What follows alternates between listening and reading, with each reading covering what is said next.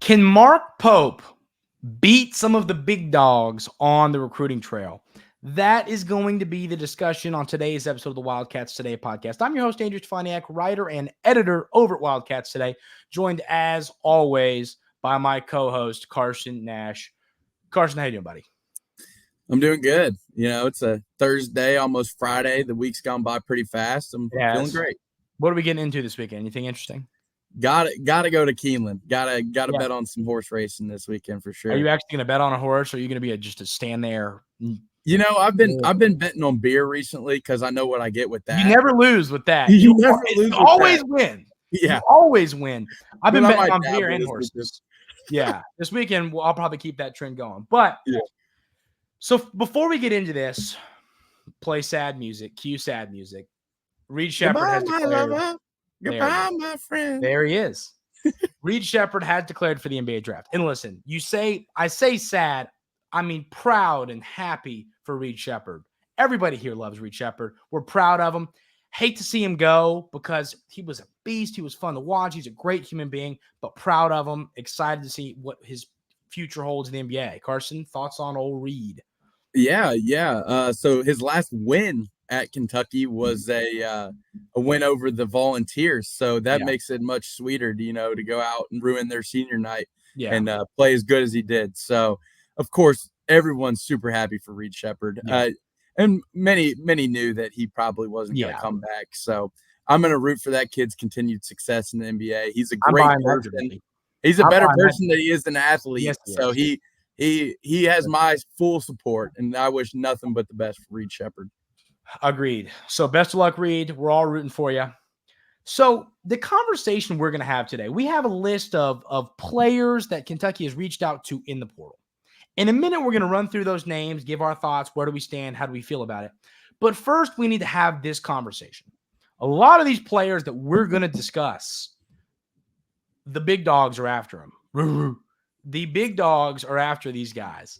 Like Cal at Arkansas, you got Hurley at UConn, you've got Duke, you've got North Carolina. The big dogs want these recruits, and Pope's got his foot in the ring trying to get them too.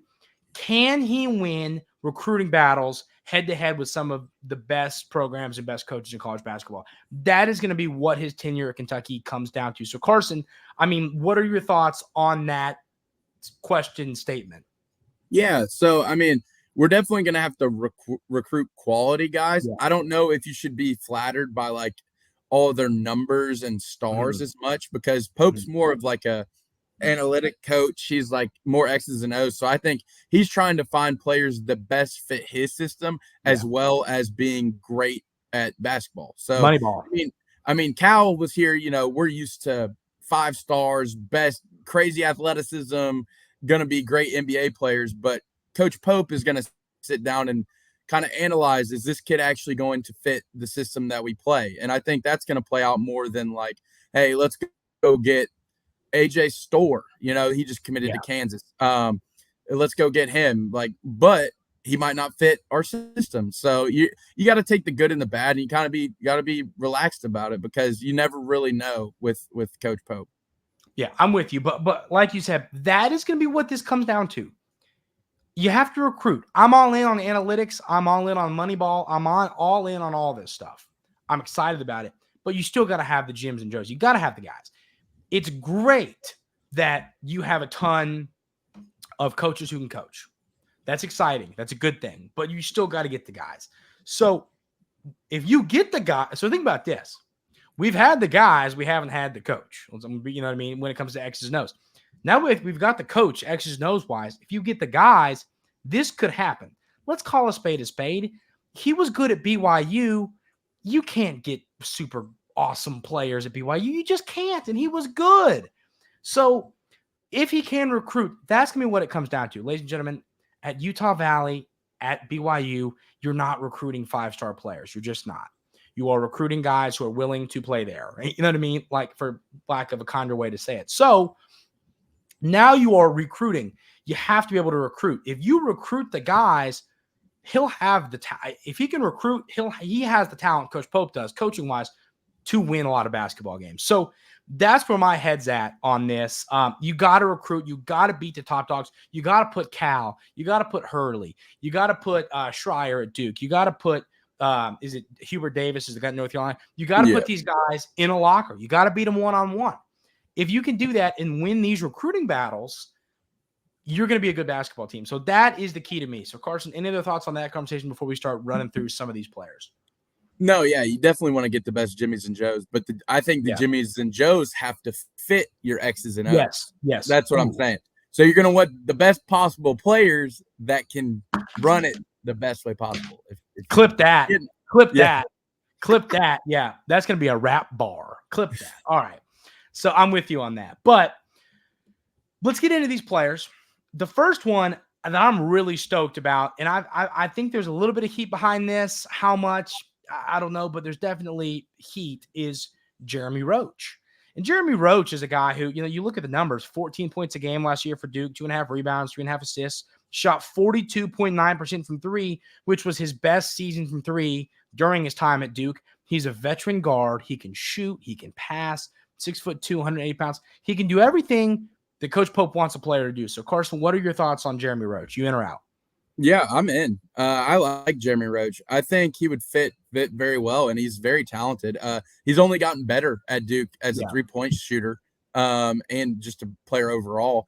But I think he's a great candidate to run this offense. I think you get a veteran, like Andrew said it, and that's big. I mean, of course, this team's probably going to be one of our oldest teams we've had, but Jeremy Roach would be a great pickup for us. I would be really excited about the fact that of him running this offense. I'm with you. And hey, I always say a 21-year-old freshman will do that for you when it comes to having an older team. We'll talk about Colin Chandler in a little bit, speaking of 21-year-old freshman. But my next guy, this is my guy, because he can tear it up shooting the tray.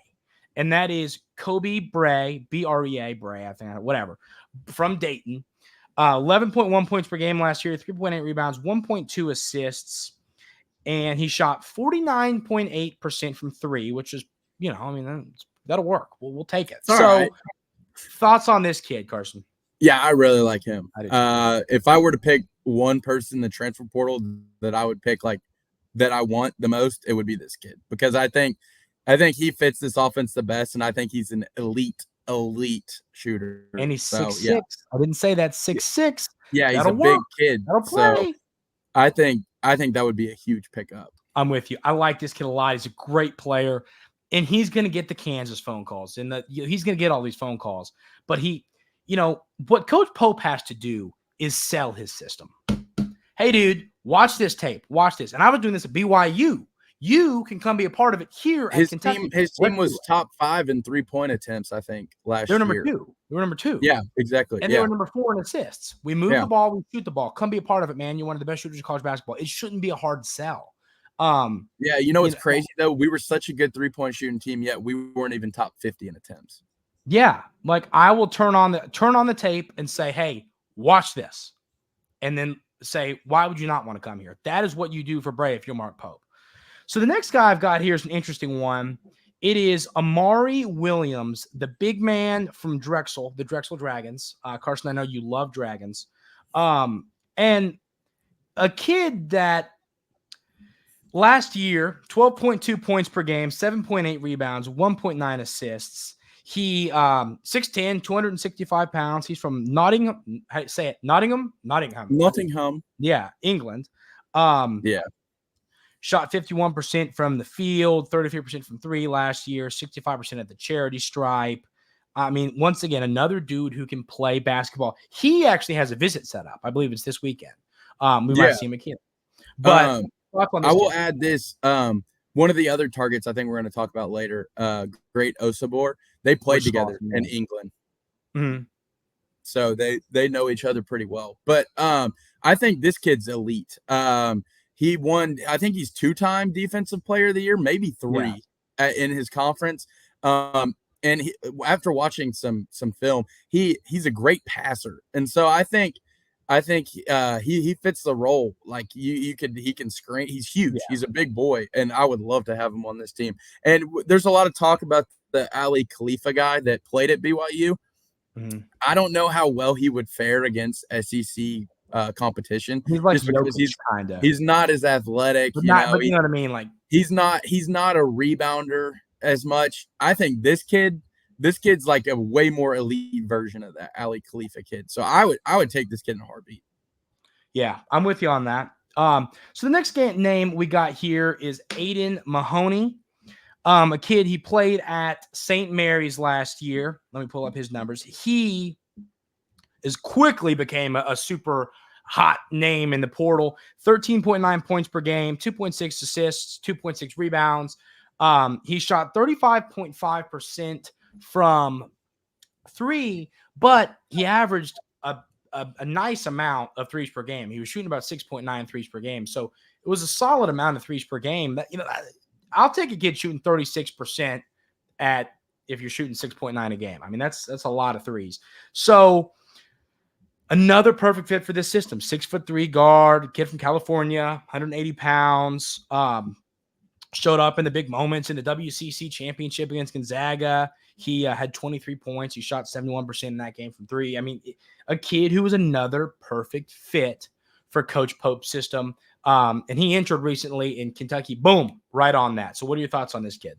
Yeah, this kid's a no-brainer. This kid is elite. I was watching some film on him today, and he comes off screens. He shoots pull-up three-pointers. He can beat people off the dribble. Not many people are realizing that. He's a really good passer. So I think his only weakness might be on the defensive end, but he is 6'3", so he's a bigger build. Like he's not small. So I really like this kid, and of course, every big school's after this guy. So I guess we'll see on him. There hasn't been a bunch of information that's leaked out on him, but yeah, he's pretty new to the portal. Yeah, I would like to see him at least come in for a visit because I think he would flourish in this offense. Agreed. So the next name that I've got here is Baba Miller from Florida State. An interesting kid. Let me pull up his numbers. This is one of those, like, I'm going to read you the numbers and you're going to go like, okay, watch the tape, man. This dude can hoop. I don't know what, I mean, really, he moves with the basketball well, 6'11", 204 pounds. But this dude is like doing like behind. I mean, this dude dribbles like nothing I've ever seen. 7.6 points per game, 4.9 rebounds, 1.4 assists. But this is a kid. I won't tell you much. I'll tell you this. Go watch the tape. And the last thing I'll say about him before I let you go, Carson, is he has a couple crystal balls to Kansas State. I feel like maybe he could commit to Kansas State at any point, but he also might, hey, Kentucky called. I want to see what's going on here before he makes that decision. But this is a kid that any minute could pull the trigger and commit to Kansas State. But thoughts on this guy? Yeah, I'm going to piggyback what you said. Stats don't always show everything. I mean, if you pull up a Duke Thiero stats, I'm sure they're not going to jump off the page at you. And I would love to have a do back. So this kid's a freak athlete. He's a hooper, just like you said. Yeah, he does have some crystal balls to Kansas State, so who knows there. But I would like to see him at least come in for a visit again. I think he's more the athletic type, and you're going to need some of those guys to combat like Mark's system, just because you're going to have some guys that aren't going to be able to defend as well. So you're going to need some length and defense. So I like this kid. I do too. So the next kid, there's no stats for him. His name is Chris Parker. He was a 4-star, went to Bama last year as a freshman, red-shirted. He was listed as a recruit at 6'6". Now he's listed at 6'9". So he had a growth spurt. He came in as a wing, averaged like 25 and 14 in high school. I mean, you watched more tape on him than I did because I wasn't going to watch high school. I watched a little bit of high school tape, but not a ton. I mean, what are your? No, they had released practice highlights. So what do you think about this kid? Like, he has no stats, no numbers. It's just you watch the tape. What do you think? On the tape, I saw a lot of athleticism. He was beating people off the dribble, taking it to the rack strong. And he shot some threes as well. I mean, it was like a 2-minute clip, so there wasn't a ton of stuff you could see, but he's a freak athlete. And so we do have to fill a roster. So if you're going to take a chance on somebody, you might as well take it on someone who grew 3 inches and is very, very athletic. Exactly. You're right about that. So interesting name to monitor. The next guy I got here is a guy I like a lot. I believe, unless I'm mixing him up, let me double check, but he's a smaller guard, but his name is David Koit from NIU, averaged 20.8 points per game last year for the Huskies of Northern Illinois in DeKalb, big DeKalb fan. 3.2 rebounds, which is pretty impressive for a 5'11" dude. I'll give you that. 3.4 assists, shot 33.7% from deep. But, I mean, 24th best points per game average in college hoops. You can't deny it. 5'11" guy, not huge. What are your thoughts on this kid? Yeah, I mean, I haven't watched any tape or anything on this guy, but what you're telling me, I mean, he sounds like a small guard that can score. The only thing that worries me a little bit is his transition to the SEC. Yeah, but anybody that can score, anyone that can average 20 points a game, I mean, you got to be doing something right. So he had 14 points against Marquette. I just pulled that up. I'm trying to look. He had 12 points against Northwestern. Anything else? That's really his two big schools he played. He had 13 against Illinois State and Kareem Abdul-Jabbar. So 27 points against an Appalachian State team that wasn't all that bad. So I mean, the numbers aren't lying on this kid. I like him. I watched a little bit of tape. I like the 3.4 assist. I like that. Yeah. I like the rebounding too. He averaged over three rebounds. Little guard. Yeah. You take that. Yeah. So means he has heart. Yeah. No. So I like him. He's a kid. He fits the system. He can shoot. And the 34% from three, once again, when you're shooting a lot that's when you're the guy on the team and you're taking every shot. Up 8 a game. Like, you know what I mean? It's hard. If you're shooting 40%, jacking up 8 a game, power to you, but it's hard to do that. So, here you go. You ready? You want a little Wildcats Today breaking news? Breaking news. Drum roll. Hit me. The Khalifa guy you're talking about just committed to Louisville. I knew that was going to happen. Yeah. So there's your breaking news. There's your live breaking news. Live action, baby. Woo! Wow. The last guy, and I'll let you talk about him. I haven't written about him yet. I guess I need to, but tell me about this Osabor kid, the great Osabor from Utah State, 17.7 points per game, 9 rebounds. Damn. 2.8 assists, 6'8", 250, also from England. Not a great 3-point shooter. I don't know how many he shot. He shot 21%, so maybe we'll stay away from that. He's more of a physical. He can put the ball on the floor. He reminds me a lot of like Adu. He can put the ball on the floor. He's a good defender, a great rebounder. He played with that kid that we talked about earlier in England. Yeah. There's been talks that they've been talking to this kid. I would like to see him bring him in because, like I said, I think you're gonna need some guys that bring physicality to this team. Yeah, and he would be a great. He's a thick old boy. Yeah, he's 250. Because you're gonna have the center that we talked about is 270. This kid's 250. So and they're both athletic. So I would love that. We haven't seen that in a while. We're used to Aaron Bradshaw, 195 pounds. Yeah, 7'11", 6 pounds. Yeah. But so 17, two more players. 17.7 again. That's a lot of points. Yeah, you take that. So we got 2 more players to talk about. One is a high school recruit. One is a commit. So tell me about Liam McNeely. It sounds like last night Coach Pope had a video conference with him. Once again, big dogs are at him. But this dude can hoop. This dude's a really good player. I want him bad. Where do you think we stand? Thoughts on McNeely? Yeah, I would say we're close to the top of his list. I'd say we'd probably be in the finalists. And I'll tell you what, I know Kansas was on there. They're probably out of the running now since they got AJ Storr, so that could only help us.